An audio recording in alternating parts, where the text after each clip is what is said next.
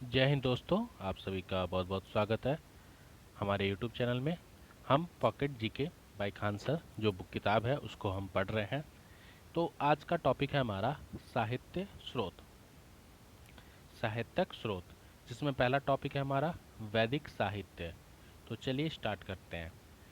वैदिक साहित्य के अंतर्गत वेद तथा उसमें संबंधित ग्रंथ जैसे पुराण, महाकाव्य, स्मृति आदि हैं। भारत के सबसे प्राचीन ग्रंथ वेद का शाब्दिक अर्थ क्या है? ज्ञान है।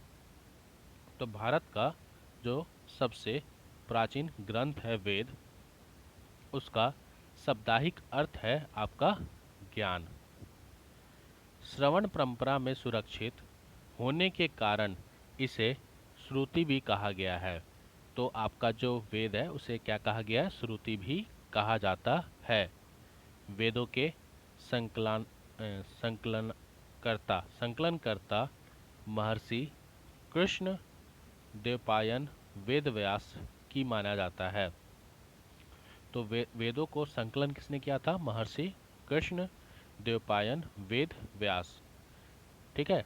वेद कुल 4 प्रकार के हैं। पहला ऋग्वेद, सामवेद, यजुर्वेद तथा अथर्ववेद।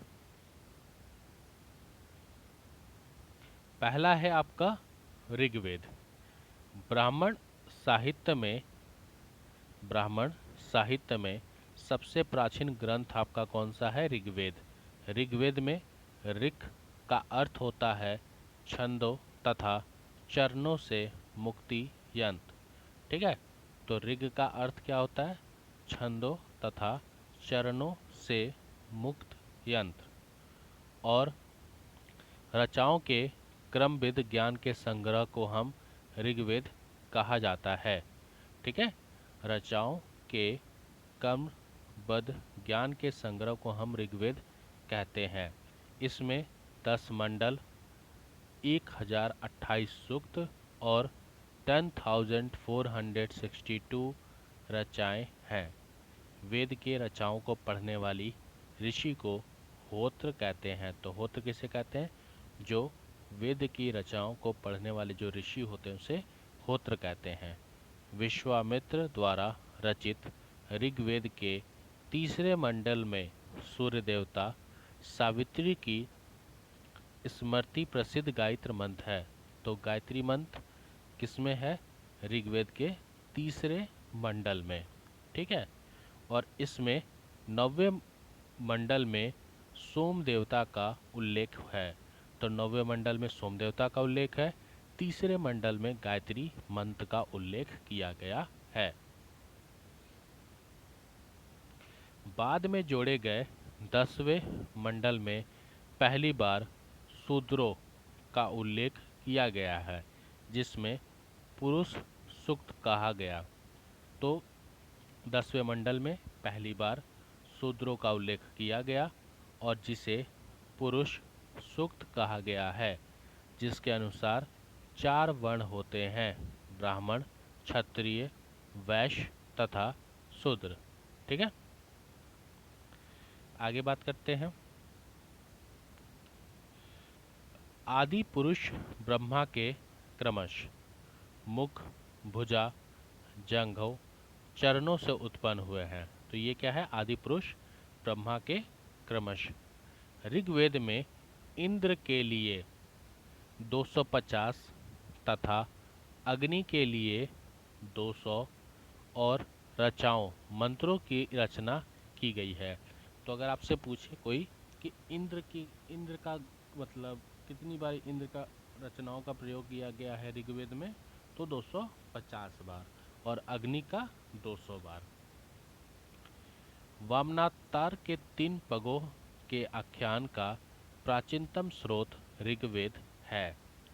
यूनेस्को ने ऋग्वेद की 30 पांडुलिपियों को 2007 में memory of the world register में शामिल किया है। तो ये एक क्वेश्चन इंपॉर्टेंट बन सकता है आपका कि यूनेस्को ने ऋग्वेद के 30 पांडुलिपियों को 2007 में memory of the world register में शामिल किया है।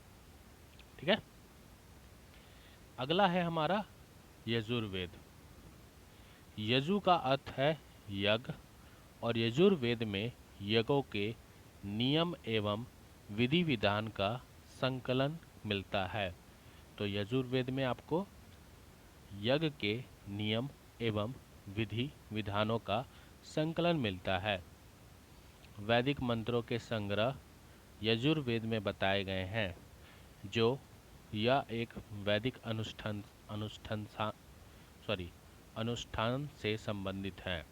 तो यजुर्वेद वैदिक मंत्रों के संग्रह यजुर्वेद में बताए गए हैं और ये एक वैदिक अनुसंधान से संबंधित हैं।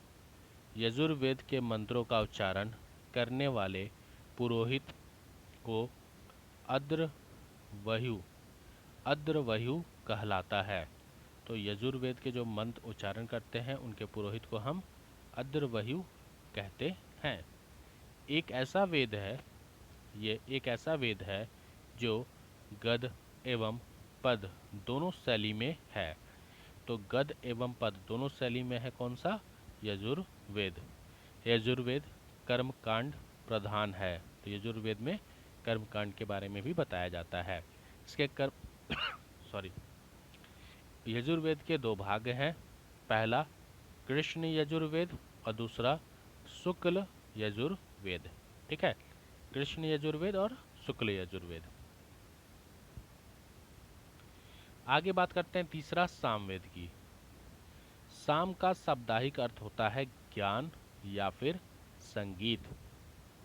इसके मुख्यतः यज्ञों के अवसर पर गाए जाने वाले जो मंत्र होते हैं, रचनाएं होती हैं, उनका संकलन है आपका सामवेद। इसके मंत्रों को गाने वाला उद्रगाता उद्रगाता कहलाता है। इसे भारतीय संगीत का जनक भी कहा जाता है। तो भारतीय संगीत का जनक किसे कहा जाता है? सामवेद को। किसे? सामवेद को। सामवेद में कुल 1875 रचनाएं, आपका 1875 रचनाएं मंत्र हैं, जिनमें से 75 से अतिरिक्त शेष ऋग्वेद से ली गई हैं। तो 1875 मंत्रों में से 75 से ज़्यादा मंत्र जो हैं वह ऋग्वेद से ली गई हैं सामवेद में। अवेद गंधर्वेद इसकी प्रमुख शाखाएं हैं। कौथुमिया, जोमनी और राणायनी, ये इसके कुछ प्रमुख शाखाएं हैं। किसके? आपके सामवेद के। लास्ट आता है हमारा अथर्ववेद। कौन सा है? अथर्ववेद। अथर्वा नामक ऋषि इसके प्रथम दृष्टा हैं। इन्हीं के नाम पर इसे अथर्ववेद कहा गया था। इसके दूसरे दृष्टा रचयिता आंगिरस ऋषि थे। इसके जो दूसरे दृष्ट रचयिता थे वह थे आंगिरस ऋषि। इसे अर्थवागीश वेद भी कहा जाता है। अर्थवागीश वेद भी कहा जाता है, क्योंकि इनके दूसरे दृष्ट रचयिता कौन थे? आंगिरस ऋषि थे। इसे भैजस वेद भी कहा जाता है। कौन सा वेद? भैजस वेद भी कहा जाता है। इस वेद में सर्वप्रथम सती प्रथा का उल्लेख किया गया था। तो अथर्ववेद में सबसे पहले सती प्रथा का उल्लेख सबसे पहले कहाँ किया गया था? आपका अथर्ववेद में। इसकी रचना सबसे अंत में हुई और इसमें कुल 20 कावड़, 731 सूक्त और 5987 मंत्र हैं। इसमें लगभग 1200 मंत्र ऋग्वेद से उद्धृत हैं। तो अथर्ववेद में 1200 मंत्र ऐसे हैं जो ऋग्वेद से उद्धृत हैं। टोटल 5987 मंत्र इसके अंदर हैं, 731 सूत्र।